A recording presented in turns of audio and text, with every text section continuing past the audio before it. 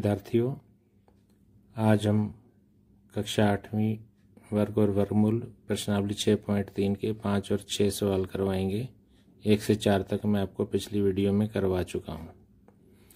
5वां सवाल देखिए, निम्नलिखित संख्याओं में प्रत्येक के लिए वह सबसे छोटी पूर्ण संख्या ज्ञात कीजिए जिससे इस संख्या को गुणा करने पर यह एक पूर्ण वर्ग संख्या बन जाए।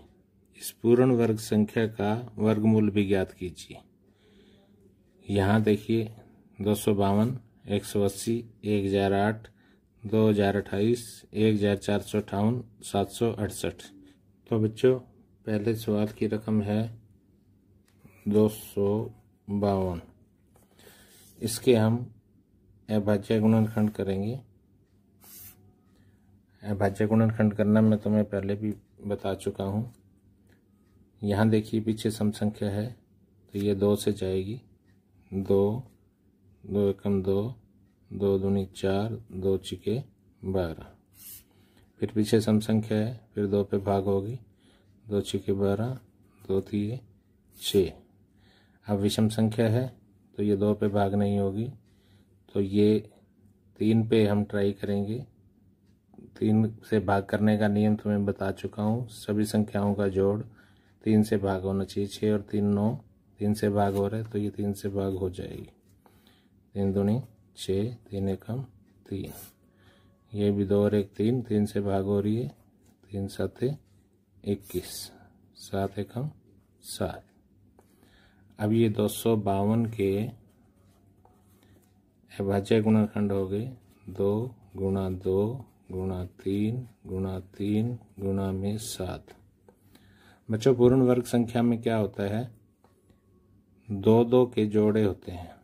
यहाँ देखिए 2 का जोड़ा बन रहा है और 3 का जोड़ा बन रहा है और 7 अकेला है। तो हमारा प्रश्न क्या था?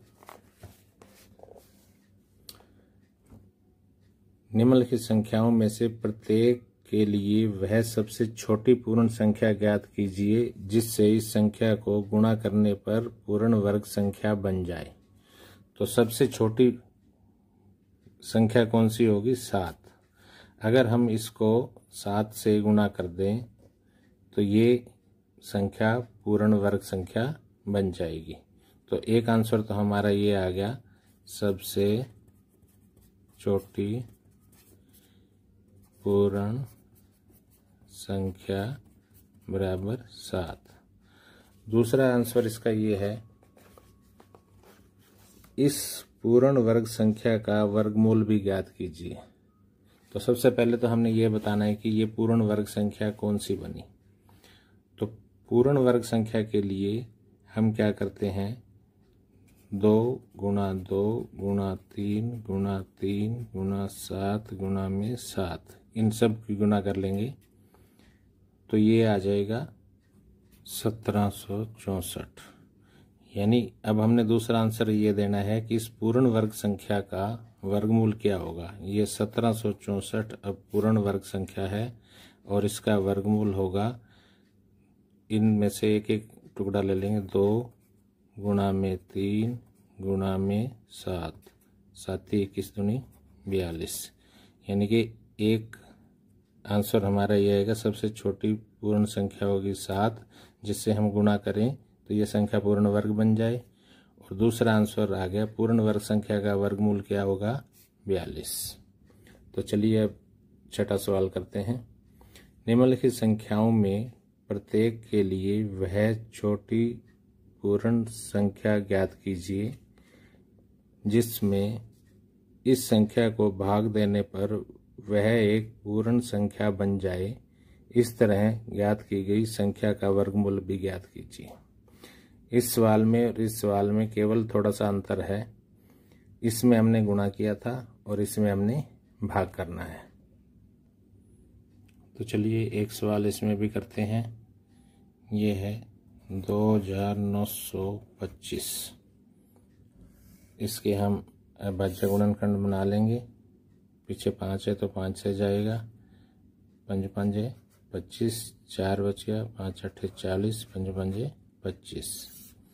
फिर 5 पे 5 1 5, 5 एकम 5, 3 बच गया, 5 सत्ते 35। अब बच गया 107। अब देखिए ये कितने पे जाएगा, 1 और 1 2 और 7 9, तीनों का जोड़ 9 हुआ, तो ये 3 पे भाग हो जाएगा। तो 3 पे 3 तिये 9, 3 में 27, फिर 3 पे 3 एकम 3, 3 तिये 9, 13 एकम 13। अब हम इसके भाज्य गुणनखंड के रूप में लिखेंगे 2925 बराबर 5 गुणा 5 गुणा 3 गुणा 3 गुणा में 13। अब देखिए यहाँ 5 और 5 का एक जोड़ा बन रहा है, 3 और 3 का जोड़ा बन रहा है, और एक 13 अकेला है। पिछले सवाल में हमने क्या किया था कि किस संख्या से गुणा करें कि ये पूर्ण वर्ग संख्या बन जाए, तो हमने यहाँ 7 पे गुणा किया था।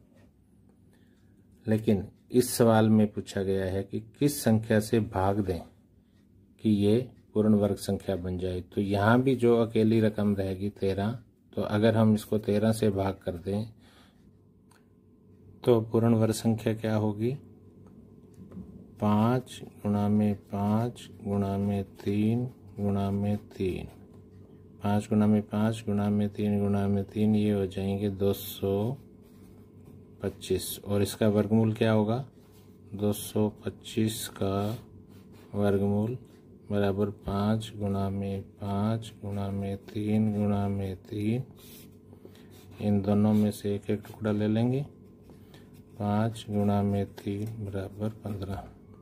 तो एक आंसर हमारा 13 आ गया और दूसरा आ गया 15। तो बच्चों शेष सभी सवाल बिल्कुल इसी तरीके के हैं, और प्रैक्टिस करो और इन सब को करो। तब तक के लिए बाय।